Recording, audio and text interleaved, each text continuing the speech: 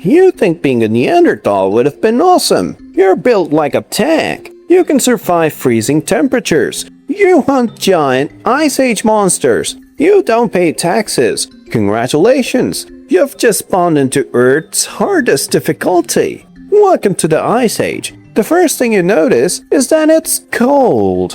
Not I should have brought a jacket. More like, if I blink too slowly, my eyelashes freeze together. Forget beaches. Forget summer vacations. Your weather forecast is cold. Very cold. And congratulations. Tomorrow will also be cold. Now, you don't really have a house. You have a cave, which sounds cool, until you realize you're sharing it with your family. Smoke from the fire, and probably a few animals that haven't left yet. There's no insulation, no electricity, no plumbing. Your real estate agent is literally, that hole in the mountain. Need clothes? Easy. First, you gotta find an animal, kill it, skin it, scrape the fat off, dry the hide, sew it together using bone needles. Congratulations, it only took 3 days to make pants and hope they fit. For breakfast, you're hungry, no problem. Just head to the,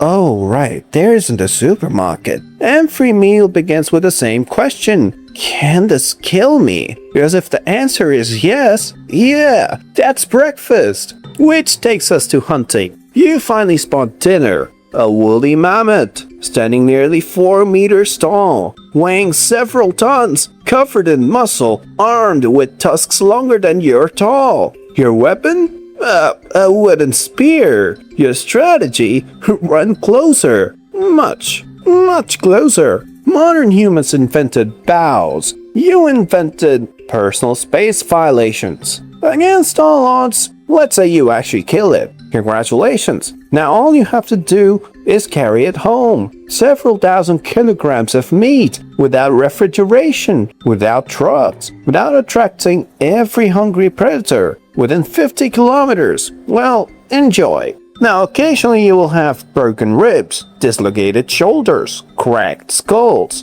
Scientists have found Neanderthal skeletons covered in healed injuries. Basically, if your bones looked normal, you probably weren't trying hard enough. Every hunting trip was a workplace accident. Switching to healthcare. Well, are you feeling sick? Excellent. Your doctor is, nobody. Your medicine is, hope. Your surgery is also hope. And your survival rate, well, let's not talk about it. You finally make it to adulthood. Then, your teeth start wearing down. Fast. No toothpaste. No dentists. No fillings. Just decades of chewing meat, leather, and whatever dirt came with dinner. Eventually, your mouth becomes a suggestion. You finally find a partner. Well, great. Now you have children who need constant protection because everything wants to eat them. Wolves, hyenas, big cats, the cold, accidents,